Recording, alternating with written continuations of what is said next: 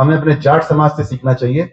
तो इस पे हमें किसी और को नहीं कहना, आज तय कर लो भाई, जमीन तो नाम करने से रहे या मकान तो नाम न करने से रहे।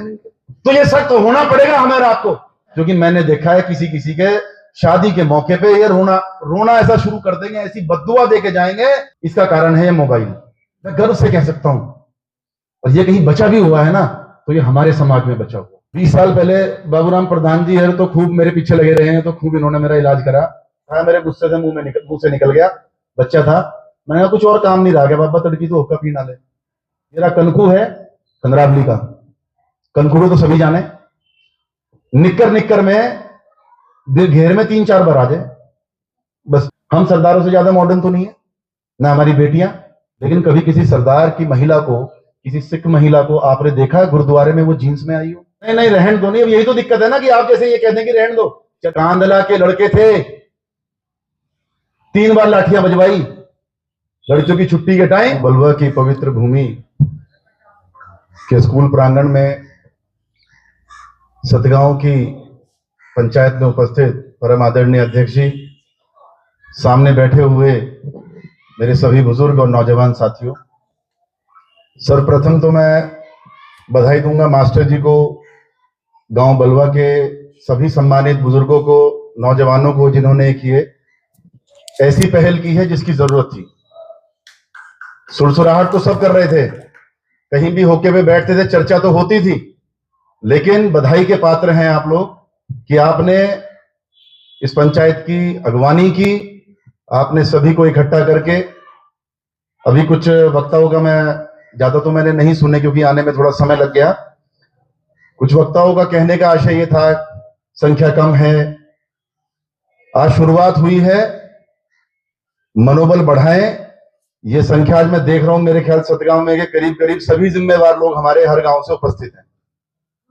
आज ये पहली पंचायत हुई है, आज संख्या सैकड़ों में है, और अगर हम लोगों ने आज यहीं पे एक अच्छा संकल्प लेकर चले गए, अच्छा प्रण ले लिया, और इस पंचायत में जो निर्णय लिए जाएंगे उनको मन कैड़ा करके, सख्त करके अगर हमने इन सबको लागू कर दिया तो अगली पंचायत हजारों में होगी, और वो दिन दूर नहीं जब 84 की पंचायत लाखों में होगी। और आप लोगों को सब बधाई का पात्र मानकर चलेंगे और इस बलवे को नमन करेंगे कि ये शुरुआत आप लोगों से हुई। मुझसे पूर्व वक्ताओं ने तमाम बातें, चारों मुद्दे रखे हैं। देखिए, बहुत जगह हम भी जाते हैं, 13वीं में जाएंगे, समाज एकत्रित होता है, सभी जिम्मेवार लोग वहां रहते हैं। कुछ चीजें कहने का मन करता है, लेकिन क्योंकि मौत, हादसा होता है, दुख की घड़ी होती है, तो वहां पर हम अपने विचार ऐसे नहीं रख सकते जिनसे हम इत्तेफाक नहीं रखते। बहुत चीजें हैं, समाज में जाते हैं, लगता है कि यार ये बुरा हो रहा है। हम छोटे से थे, लेंटर डाला करते थे, जब लेंटर डलते थे तो नोते जाते थे। नोते किस लिए जाते थे? उस टाइम लेबर नहीं होती थी, उस टाइम परिवार के लोग, अपने आरे प्यारे जो होते थे उनको बुला के वो लोग लेंटर डलवाने में सहयोग करते थे। और आज भी इतनी स्वादिष्ट कढ़ी कहीं नहीं बनती होगी जितनी लेंटर गिरने में बनती थी। आप सभी जानते होंगे, कढ़ी चावल बना करते थे या दाल चावल बना करते थे, और जब लेंटर का नौता हुआ करता था, हमने भी बहुत लेंटरों में कढ़ी चावल खाए। तो देखिए, ये प्रस्ताव तो सही है, आज लेंटर कोई नहीं डलवाता, आज तो सिर्फ खाने के लिए जाएंगे, खा के वो वापस पहुंच जाएंगे अपने घर। लेंटर तो लेबर डाल रही है, लेंटर के लिए वो पैसे दे रहा है। लेकिन इस प्रस्ताव में जो प्रस्ताव है ये बिल्कुल सही है, लेकिन एक छोटा सा संशोधन, मैं अगर आप लोग सब, जो कि सबसे छोटा हूं मैं, मेरे विचार में आया कि बहुत से लोग ऐसे हैं देखिए हमारे समाज में, जो ना तो हलवाई कर सकते और ना वो लेबर कर सकते। वो बेचारे लेंटर डलवाते हैं, तो वो तो उसी परंपरा में जो बुजुर्गों से चली आ रही है, उसी परिपाटी को आगे बढ़ाते हुए वो अपने पड़ोसियों को या आरे प्यारे को या कुनबे वालों को बुलाएंगे। ऐसे में हलवाई ना करके अगर वो अपने घर कढ़ी चावल बनवाएं और उसी तरीके से अगर लेंटर डालें, तो उस पर मेरा विचार है, बाकी मैं विरोध नहीं कर रहा, मेरा विचार है कि उस पर भी ये चीज खोल देनी चाहिए कि वो बेचारा अगर बुलाना चाहे तो वो बुला सकता है, और अपने घर भोजन करवा के, भाई कढ़ी चावल जैसे पहले बनते थे इस तरह करता हो, तो उसमें आपत्ति पंचायत को नहीं होनी चाहिए। भाई अगर इस बात से आप सहमत हो तो बता दें कि मेरी बात गलत है या सही है, क्योंकि ऐसा ना हो ये प्रोग्राम इस तरह हो जाए कि भाई तो पंचायत ने कह दिया, वो बेचारा लेंटर डालने में कल को उसको दिक्कत कठिनाई हो, इस तरह का नहीं होना चाहिए। जी जी मास्टर जी जी। आज कोई भी अगर 1 सुकरिया का लेंटर डालना तो मिस्त्री 150 रुपए पहले ही लेकर ले रहे, कोई पकड़ाने का राजी नहीं, 150 रुपए उसके हिसाब से। मास्टर जी मेरा कहना है कि अगर कोई करना चाहता है उसी तरीके से जैसे पहले हमारे बुजुर्ग करते आए, मास्टर जी वो नहीं, मैं विरोध नहीं कर रहा इसका, ये बहुत अच्छा काम हुआ, ये रोक लगनी चाहिए इस पे, और इस पे रोक यहां तक नहीं लगनी चाहिए, इस पे रोक लगनी चाहिए कि 1 महीने का समय है, हम लोग अपने अपने गांव में सब सतगांव के लोग बैठे हैं यहाँ, पहले हम जाके हाथ जोड़ें, खुशामद करें, उसको प्यार से समझावें, और ना माने तो उसके बाद एक राशि तय कर दो, उस पर जुर्माना लगाने का काम ये पंचायत करेगी, ये सतगामा ये हमारे जिम्मेवार लोग करेंगे, जो नहीं मानेगा उस पर जुर्माना किया जाए, ये चीज होनी चाहिए। लेकिन अगर उसी तरीके से जिस तरह से हमारे बड़े बुजुर्ग करते आए, जो परिपाटी पहले से चढ़ती आ रही है, अगर उसी तरीके से कोई भाई कोई व्यक्ति करना चाहता है तो वो कर सकता है, उसके ऊपर पाबंदी ना हो, मेरा ऐसा विचार। दूसरा, ये सबसे चिंता का विषय था जो हमारी बुआ बहनें माता धोकने आती हैं, कई बार हादसे हो जाते हैं, ट्रॉलियों में बैठ के आती हैं, कई दुर्घटनाएं भी हुई हैं, यही कहानी भात नोतने आते हैं उनमें है। भाई अपने परिवार 2-4 अपना गाड़ी में बैठो और आ जाओ।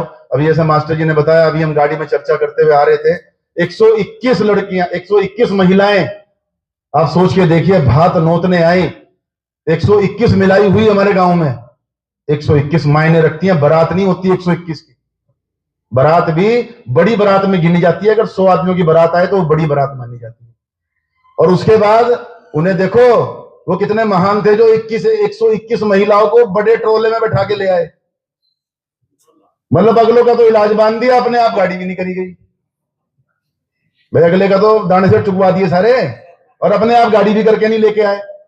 तो ये चिंता का विषय है, इस पे वाकई में ही ये विचारणीय विषय है दोनों के दोनों।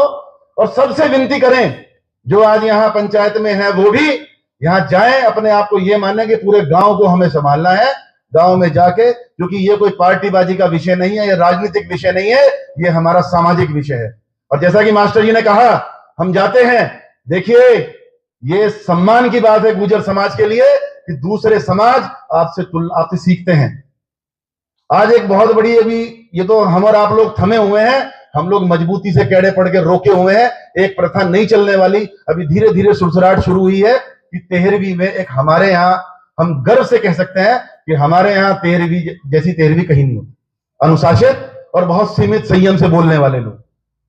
एक चलन चला है यहाँ पर भी वक्ताओं का कि अब हम 13वीं में भी बोलना शुरू करें। तो मेरा निवेदन है, हमारे चाहे चौगामा हो, सतगामा हो, नौगामा हो, चाहे चौधरी 84 के हो, जब वो लोग उपस्थित रहें, तो मेरा एक छोटा सा निवेदन है, एक आग्रह है मेरा आप लोगों से कि ज्यादा किसी को बुलवाया ना जाए, दुख की घड़ी होती है, सबके घुटनों में दर्द है, कमर में दर्द है, ज्यादा देर कोई बैठ भी नहीं सकता, अपना 13वीं को इतना ही सीमित किया जाए जैसे पूर्व में 13वीं होती रही हैं, बहुत ज्यादा वक्ता ना हो, कोई अतिशयोक्ति तो देखियो कहीं भी हो सकती है, लेकिन आम 13वीं में सब में इस तरह से हो कि बस खाली चौधरी जो हैं वो खड़े हो, या फिर एक व्यक्ति कोई भी जो आजकल लेटर आते हैं, शोक संदेश, या फिर जो दान दिया होता है चंदा धार्मिक और शैक्षिक संस्थाओं में, उसको पढ़ने के लिए कोई बोल दे, और चौधरी साहब से जो भी हो, चाहे चौधरी 84 के हो, चाहे सतगामे के हो, चौगामे के हो, वो सामूहिक करवा दें। क्योंकि ये धीरे धीरे मैंने देखा है कहीं ना कहीं हम लोगों में भी चला, और मैं तो गर्व से कह सकता हूं कि जब मैं सहारनपुर, क्योंकि मैं अक्सर 13वीं में और कार्यक्रमों में जाता रहता हूं, तो हमने वहां भी रोक के, कोई 13वीं उनकी ऐसी होती थी जिसमें 1.5-2 घंटे लगते थे, सब वक्ता बोलेंगे, प्रधान से लेके और फिर सारे जनप्रतिनिधि से लेके सभी। तो आप ये अंतर आप देखेंगे, क्योंकि आप ये जाते हैं, कहीं ना कहीं वहां भी बदलाव हुआ है, और वहां बदलाव कहने पे हुआ है। हमने उन लोगों से भी निवेदन किया, 1-2 जगह कहा, उसके बाद वो चर्चा चली और उन लोगों ने सुधार किया। तो मेरा निवेदन है आप लोगों से कि इसको खाली पंचायत को देखिए, आज पहला, ये मेरे ख्याल से हम लोगों ने एक पहली बार इकट्ठा होने की हिम्मत दिखाई, ये हंसी का पात्र ना बने, इसमें कोई कल को ये कहता हुआ ना मिले कि ये बलबे वाले ही तय करेंगे भाई, या मास्टर जी का नाम लेंगे, या चाचा जी का पंजोखरे से, या और हमारे नाम करना, यही 4 जने बचे क्या भाई, यही फैसले लेंगे, इस तरह का उदाहरण कहीं नहीं आना चाहिए। हमें यह सोचना चाहिए, ये हमारे सम्मानित हैं, बुजुर्ग हैं, हमारे अग्रणी हैं, इनको आगे रखकर मैं तो सिर्फ इतना कह सकता हूं, मुझे तो खैर अचानक अभी मास्टर जी का फोन आया, मैं तो बिना नुक्ते से गई था, मुझे तो भीड़ में आना था क्योंकि यहाँ पे माननीय एमएलसी साहब का प्रोग्राम था, मंत्री जी का, उनको इनवाइट भी कर रखा था। लेकिन आज आदरणीय प्रदेश अध्यक्ष जी मेरठ में उनका प्रथम आगमन था तो उनको वहां जाना पड़ा और पंचायत की वजह से ही मुझे रोका गया। पापा ने कहा कि भाई वहां क्योंकि पंचायत पहली हुई है, जब हम सब लोग नहीं इकट्ठे होंगे तो आगे हौसला ना टूटे, कहीं अपने आप की कमजोरी महसूस ना करें, आगे करने की हिम्मत ना कर पाए, तो हम लोगों को उपस्थित रहना चाहिए। तो मुझे वो स्पेशली बोल के गए, आना उनको था, निर्णय अपनी बातें वो भी रखते, लेकिन मुझे आप लोगों के बीच में आकर अपनी बात रखने का अवसर मिला। मुद्दा है किन्नरों वाला। इसके साथ साथ एक चीज और भी है, ये मैं दो चार चीजें जो ऐड कर रहा हूं ये कल से ही लागू हो जाएंगी। एक आजकल एक वो है, एक विक्की सी ले रहे हैं, वो ढोली डपड़ी लेके पति पत्नी चलते हैं, लगभग उनका एक गैंग है, वो इनसे भी खतरनाक है, वो इनसे भी खतरनाक है। उस पर विचार करो। जहां भी जिस कार्यक्रम में मैं चला जाऊं, मैं 3 बार उनको भिगवा चुका, बाहर उठवा के फेंकवा चुका। हट्टे कट्टे पड़े हैं, हट्टे कट्टे। उन्हें पता है इतना खतरनाक नेटवर्क धरती पे किसी का नहीं है जितना उन लोगों का है। उन्हें पता लग जाए फलाने का ब्याह है, करना अच्छा, कोई कोई खुशी में 1100 रुपए रख देगा, जिसने 1100 दे दिए वो सारों को फोन करके बताओगे कि एक है बावला, 1100 दिए उनने, जाओ सारे चिपट जाओ उसके। बावला ही बतावें। आप सोचते हो कि आप खुशी में पैसे दे रहे हो, नहीं, कोई मतलब नहीं है। हट्टे कट्टे पड़े हैं। 2-3 बार आए, हम चुनाव जीते तो आ गए, कहने 1 लाख लेंगे, 51,000 लेंगे, कहीं से हराम के आ रहे क्या भाई, क्यों ले लोगे तुम? मैंने 2-4 बार कहा उन्हें, हट्टी कट्टी महिला, हट्टा कट्टा आदमी घूमेंगे, शाम को जाके यहीं पे अपना गिनेंगे, कहना कितनों का बेवकूफ बनाया, तो 10,000।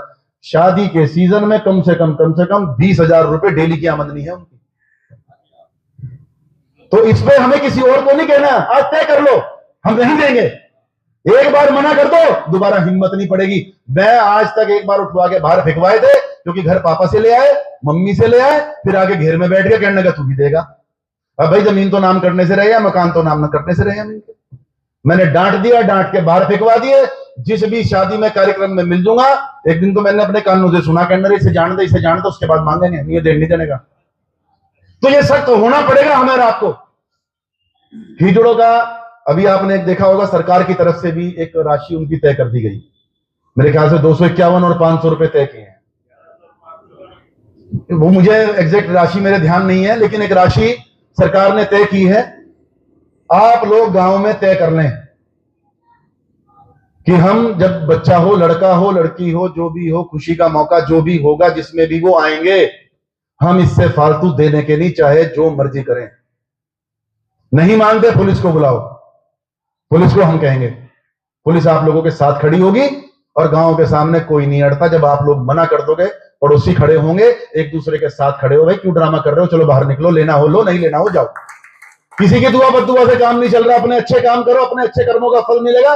दुआ जो जिसका जीवन लिखा है वो भगवान देख रहे हैं, उसने लिख के भेजा है, ना किसी के कहने से होगा, ना किसी के गाली देने से कुछ होगा। अपने कर्म ठीक रखने चाहिए। तो इन दोनों पे, हिजड़ों के साथ साथ मैं चाहूंगा हम लोग इस पे भी विचार करें कि जो ये आते हैं लूना पे बैठ के और मोटरसाइकिल पे बैठ के, हमारे और आपसे ज्यादा आमदनी उन्होंने कर रखी है, उस चीज पे भी रोकथाम लगाएं। क्योंकि मैंने देखा है किसी किसी के शादी के मौके पे ये रोना ऐसा शुरू कर देंगे, ऐसी बद्दुआ दे के जाएंगे, अगर नहीं आपने 1100 दिए कि उसकी शादी में बेचारे में रंग में भंग डालेंगे। तो ये मेरे समझ से मुझे लगता है कि ये विचारणीय मुद्दा है, इस पे भी विचार करना चाहिए कि साथ साथ हम उन्हें भी रोकें। लेंटर वाला विषय हुआ ही है। 13वीं वाला मेरा निवेदन है कि आप सब बुजुर्ग हैं, लगभग आप सभी हर 13वीं में मौके पर उपस्थित रहते हैं, तो आप खुद इसका विरोध करना शुरू करें कि नहीं भाई, हमें यहाँ पे राजनीति का अखाड़ा नहीं बनाना। जो हमारा चौधरी है या गिने चुने लोग हैं, जैसे चाहे चाचा जी हैं, मैनपाल जी हैं, चाहे चाचा विश्वास जी हैं, चाहे एक एक दो व्यक्ति हर दूसरे तीसरे गांव में हैं जो 13वीं में बोलते हैं, जो पत्र आते हैं उन पे बोलते हैं, तो उनको वो बोले, वो अपनी बात रखें, सीमित बात रखें, और जल्दी ही उसको जितना भी हो उसको राजनीतिक अखाड़ा ना बना के हम लोग उसको एक सभा ही रखें, एक श्रद्धांजलि सभा रहनी चाहिए, वो उसी को उसी के हिसाब से लेकर चले। भात नौतने वाला हो गया। माता पूजन का, माता पूजन पे देखिए, पहले भी माता पूजती थी, और पहले माता पूजती थी, हमें तो एक चीज देखी थी जी, सामने वो बैठक है हमारी, हम उसमें बैठ जाते थे और पूरे बटते हुए चले जाते थे जी। बस लड़कियां आती थी, दो दो बहनें आ गई, चारों बहनें आ गई, भीड़ भड़ाका होता नहीं था। अब तो वो कूड़े भी मिलने बंद हो गए, अब हलवाई आने लगे। अब हलवाई आके भाई कितने मेहमान आए, कहने लगे जी 200 मेहमान है, 200 का वहीं खाना बना, नौते चले गए, सब प्रोफेशनल हो गया। तो इस चीज को देखो, मजा तो पुराने वाला ही है, गांव में रहने का आनंद उसी में है। वो कूड़े खत्म हो गए, वो पकौड़ियां खत्म हो गई, वो प्यार मेल मिलाप खत्म हो गए, सब लोग अपने घरों के अंदर बैठने लगे, बाहर बैठकों में अब कोई बैठता नहीं। सब चीजें धीरे धीरे समाज का पतन होना शुरू हो गया। हमें अब ये भी नहीं पता कि हमारी जनरेशन में, अगली में, जो बच्चे पहले 8 साल के थे जिनको हम पहचानते थे, वो 20 के हो गए, तो हमें ये भी नहीं पता ये बेटा किसका है। और ये इसका एक ही कारण है जी, इसका कारण है ये मोबाइल। अब मेहमान देखिए, पहले आता था, हमने देखे हमारे फूफा जी हर आते थे, मामा जी हर आते थे, तो पहले ताऊ चाचा बैठकों में बैठते थे। अब तो मामा आवे, सब जूते वहीं पलंग पे उतारे, वहीं बैठे, रोटी खावे, टीवी चलावे, टीवी देखा, बहन का हालचाल पूछा, भांजे भांजों से मिला, परिवार वालों को पता ही नहीं। पहले तो मामा आया करता, फूफा आया करता, पड़ोस रोटी भी दूसरों को खाया करता, कहने लगा हाँ भाई फूफा इसका है, भाई का है आज तो खाना, आज चाचा के है, आज ताऊ के है। वो सब चीजें खत्म हो गई। और देखिए, मैं गर्व से कह सकता हूं, और ये कहीं बचा भी हुआ है ना, तो ये हमारे समाज में बचा हुआ, चाहे वो 10% बचा हुआ है, चाहे 20% बचा हुआ है। मेरा अपने बुजुर्गों से एक निवेदन है। एक बड़े बुजुर्गों ने एक बात सी पकड़ ली, उनसे कहो ना कहना जी ऐसा हो रहा है, तो पता क्या कहते हैं, कहना सुनता नहीं हमारे, ये कहना बंद कर दो कि सुनता नहीं। ऐसी हमारी औलाद नहीं है ना, आप लोगों ने ऐसे संस्कार किसी को दिए। अगर आप सुनाने पे आओगे ना, आप अपनी पे आ जाओगे, तो औलाद हमारी सुनेगी, उसको सुनना पड़ेगा।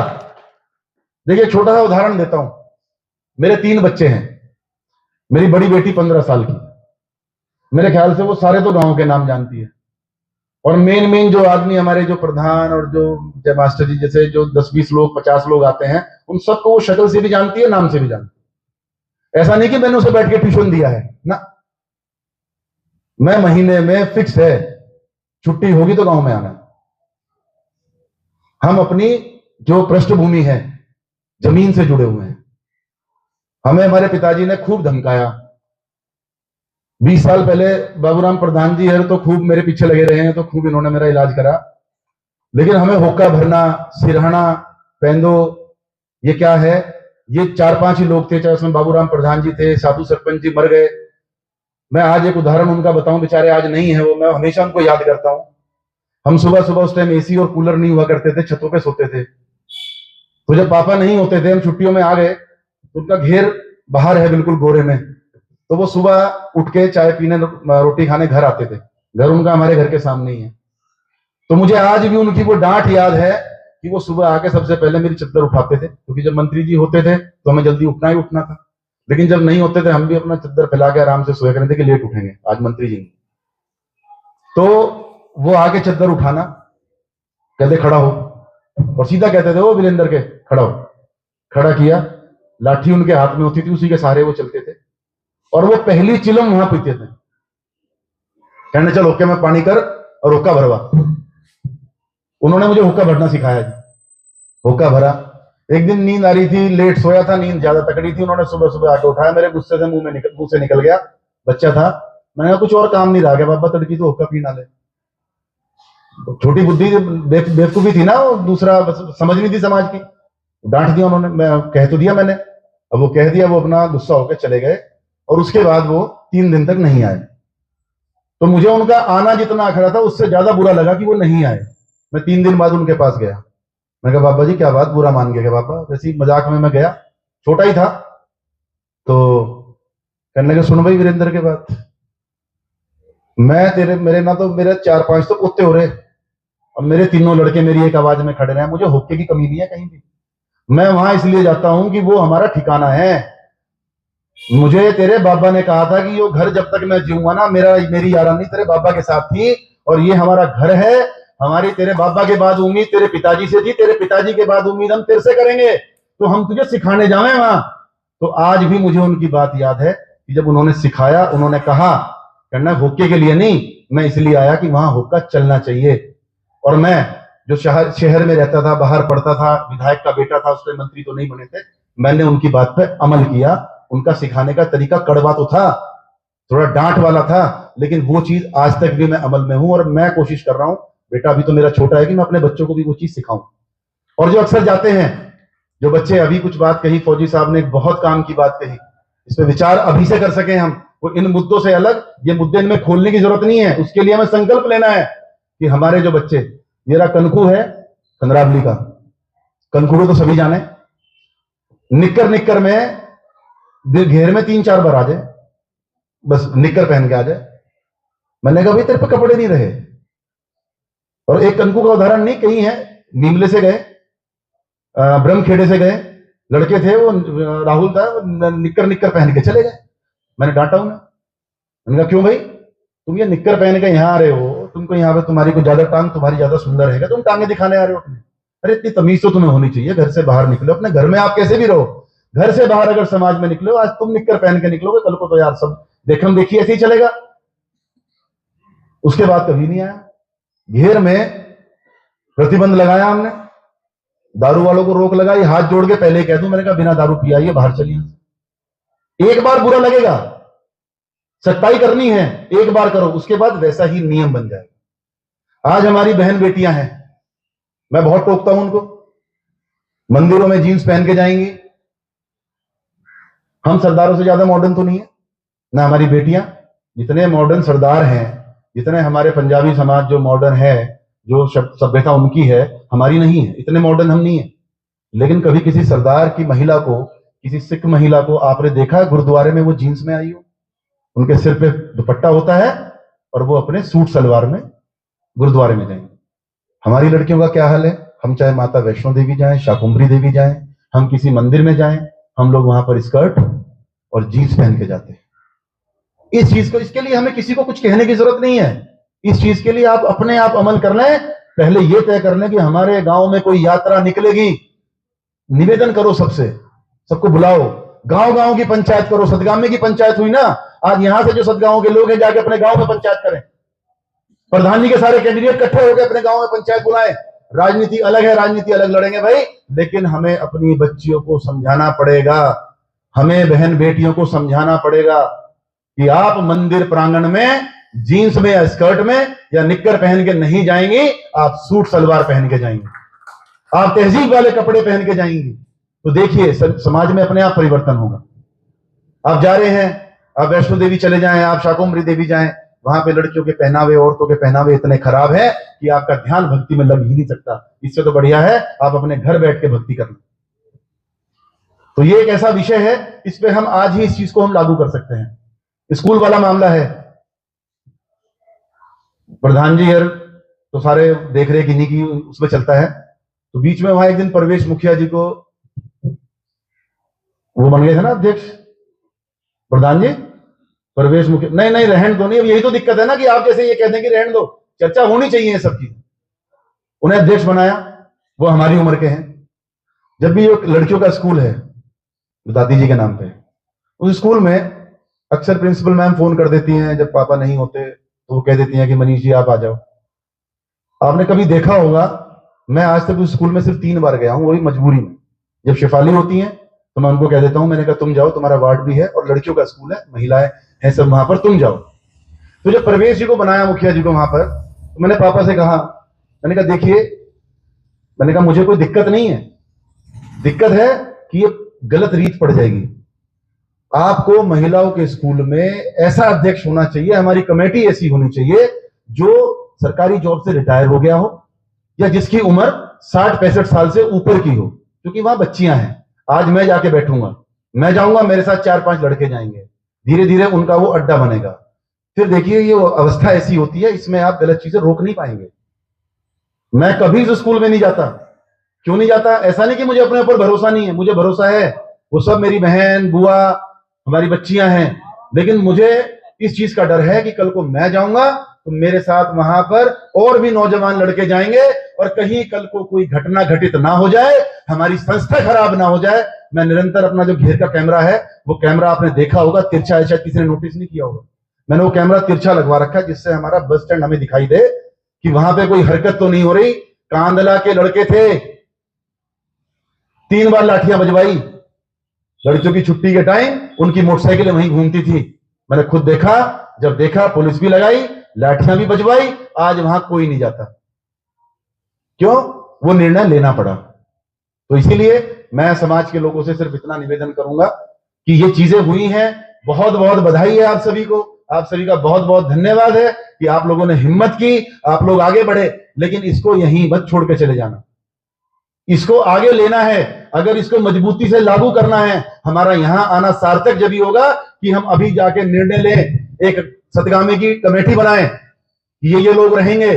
3 महीने बाद हमारे जो गांव स्तर पे जो कमेटी बनेगी, वो कमेटी किसी का उसमें राजनीतिक हस्तक्षेप नहीं होना चाहिए, सिर्फ और सिर्फ सामाजिक भागीदारी होनी चाहिए।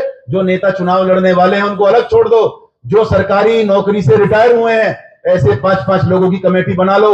और मैं तो कहता हूं जिस गांव में जितने कुनबे हैं उन कुनबे के लोगों को जोड़ लो, हर कुनबे से एक व्यक्ति लो, और जहां भी लगे कि यहां पे ये त्रुटि है, ये कर सकता है, तो वो जो कुनबे का व्यक्ति है वो जाकर अपने अपने कुनबे की जिम्मेवारी ले, पहले वो समझाए, फिर साथ के लोगों को अपने साथ जोड़कर निवेदन करे, हाथ जोड़े। और नहीं माने तो जो 3 महीने बाद एक सतगांव की पंचायत हो, जो कमेटी बनेगी, उनके साथ बैठें, जहां हमारा सहयोग चाहिए। क्योंकि मैं यहां नेता की तरह नहीं, समाज का हिस्सा बन के बोल रहा हूं। आप लोगों को जहां जरूरत पड़े कि फलाने व्यक्ति ने ये अनुशासन किया है, उसने हमारी ये बात नहीं मानी, बिल्कुल तन मन धन से अड़ के जो सख्त से सख्त निर्णय लिया जाएगा उस व्यक्ति के खिलाफ लेंगे।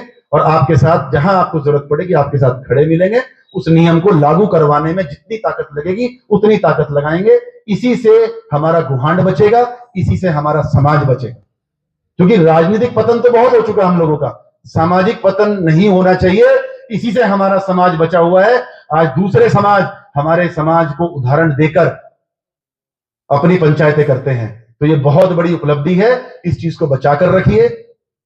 इन्हीं शब्दों के साथ पुनः आप सभी का बहुत बहुत धन्यवाद। आगे भविष्य में जो और कमियां हैं उन पे हम विचार जरूर करेंगे, लेकिन फिलहाल जरूरत यही है कि हम लोग, हाँ, जैसे एक बात थी मेरे मन में, विचार बहुत दिनों से था, आज से बढ़िया मंच नहीं मिलेगा।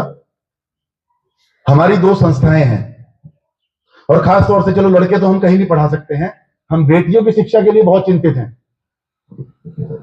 और जैसी संस्था, जो लोकेशन और जो जगह हम लोगों को उपलब्ध है, इससे बढ़िया लोकेशन और जगह नहीं मिल सकती कहीं भी।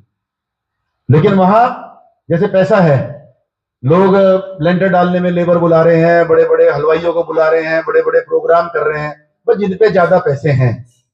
मेरा एक निवेदन आप लोगों से है, मैं बहुत दिनों से ये बात कहना चाह रहा था। ये हमारी संस्था है जो पंजोखरा में है, जसाला पंजोखरा, दादी लाटो देवी के नाम से। इससे बढ़िया जगह, इतना शानदार माहौल है, बच्चियां पढ़ने वाली हैं। अब रसूलपुर गांव को लो, हमारे रसूलपुर गांव की कितनी बच्चियां हैं, वहां कोई भी नहीं है, वो सब पढ़ने जाती हैं किवाना। ब्रह्मखेड़े का भी यही हाल है। तो हम क्यों ना ऐसा एक वो बनाएं, एक कमेटी बने। खेड़े की वहीं जाती हैं, रसूलपुर की नहीं जाती हैं, कम जाती होंगी ना। रसूलपुर से बस ज्यादातर मेरे ख्याल से किवाना पढ़ने जाती हैं बच्चियां। अब वो चीजें, जो कुछ चीजें मेरे सामने आई, वो कभी मैं माइक पे नहीं, मैं वैसे कहूंगा, लेकिन मेरा एक विचार है, क्यों ना हम अपनी इन संस्थाओं पे ध्यान दें। हम एक पारदर्शी कमेटी बनाएं, एक ऐसी कमेटी जिसकी साल भर में हमें पता हो, हमारा बजट अगर 1 लाख का है तो वो 1 लाख कहां खर्च हुआ। हम अच्छे टीचर रखें, अच्छा हम वहां पर कंप्यूटर, खेलकूद का टीचर, क्योंकि जो, देखिए, बच्चियां कहीं की भी देखी, जो रिजल्ट यहां स्कूल का आता है, जो काबिलता हमारी लड़कियों में है, वो मुझे, मैं जो टैलेंट देखा है, मैं बहुत बच्चियों से मिलता हूं और उनसे बात करें तो जो नंबर उनके आते हैं, अगर उनको अच्छी सुविधाएं मिल जाए ना, तो हमारी बच्चियां किसी से कम नहीं है।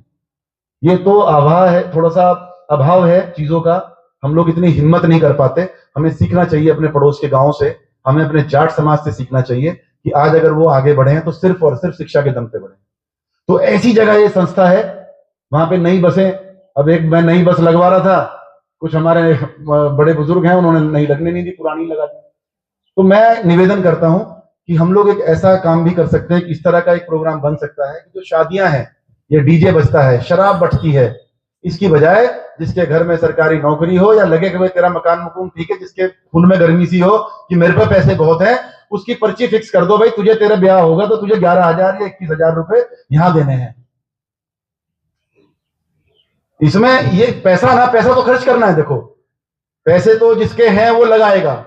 अब सब चीजें आप बंद कर दोगे तो वो कहां लगाएगा? तो उसे अच्छे काम में लगवा लो, उसे इस संस्था में लगवाओ, और उस संस्था में हर गांव के लोग जुड़े हों, हमारे 10 गांव के लोग हों जो कमेटी में हो, और साल भर में मीटिंग हो कि हाँ भाई ये 12 लाख 15 लाख 10 लाख जो भी पैसा इकट्ठा हुआ, ये पैसा खर्च कहां हुआ, किस काम में खर्च हुआ, हमारी बच्चों की परफॉर्मेंस क्या है। टीचर क्या जरूरत पड़ी है?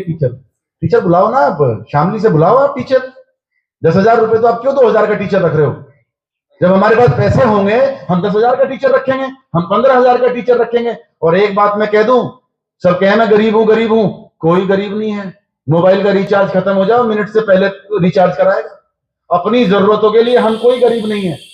आज हम लोग अपने बच्चों को पढ़ाने के लिए दूर दूर तक ले जाते हैं, हम हॉस्टलों में डाल रहे हैं, सब काम कर रहे हैं, लेकिन हम अपनी संस्था को, मैं कहता हूं कि आगे बढ़िए, आप संघर्ष करिए, आइडियाज बहुत हैं, पीछे खड़े होके उस चीज को आगे बढ़ाने के लिए हम लोग आपके बीच में रहेंगे। ज्यादा समय ना लेते हुए आप सभी का धन्यवाद। मास्टर जी को पुनः दिल से बधाई कि एक शुरुआत की आपने, बलवे वालों को बधाई, पूरी इनके जो संगठन, इनकी जो टीम है उसको पूरी बधाई कि बहुत अच्छी शुरुआत हुई है। बस हाथ जोड़ के आप लोगों से एक निवेदन है, हमारी जहां जरूरत है आप लोग हमें बुलाइए, जहां जरूरत है खड़े मिलेंगे, बात करिए, हमें बुलाइए, आप आइए, लेकिन इस जो आज ये कारवां जोड़ा है इसको रुकने मत देना। जिस मिशन के साथ हम लोग बैठे हैं, जिस सोच के साथ हम लोग यहाँ बैठे हैं, इसको आगे बढ़ाना है, इसको लागू करना है, और इसके लागू करने में ज्यादा समय नहीं, सिर्फ 2 महीने लगेंगे। 2 महीने हिम्मत करके लड़ जाएं, अड़ जाएं। 2-4 देखो हर तरह के लोग समाज में होते हैं, एक आधा कोई गुस्से में मिलेगा, 2 गालियां देगा खा लेंगे, 2 बातें सुनाएगा सुन लेंगे, लेकिन अमल करवा के रहेंगे, तभी जाके ये चीज जो समाज में बुराइयां हैं ये खत्म होगी। क्योंकि पंचायतें बहुत देखते हैं आप, बड़ी बड़ी पंचायतें होती हैं, बहुत बड़ी बड़ी पंचायतें होती हैं, उनमें बातें भी, निर्णय भी बड़े बड़े लिए जाते हैं, एक वक्ता भी आते हैं, लेकिन पंचायत खत्म होने के बाद अमल कभी किसी पे नहीं हुआ। लेकिन हम लोगों को चाहिए, हमारी पंचायत चाहे सीमित हो लेकिन सारे जिम्मेवार लोगों की है। ये सब लोग ऐसे ऐसे हैं कि अपने अपने गांव में अगर ये बैठेंगे तो जो हम चीजों को लेकर बैठे हैं उनको रोकने में कामयाब हो जाएंगे। आप सभी इतने मजबूत लोग हैं। तो मेरा निवेदन है, आप सभी का बहुत बहुत धन्यवाद, इस चीज को आगे बढ़ाएं। धन्यवाद। जय हिंद, जय भारत, जय गुर्जर समाज।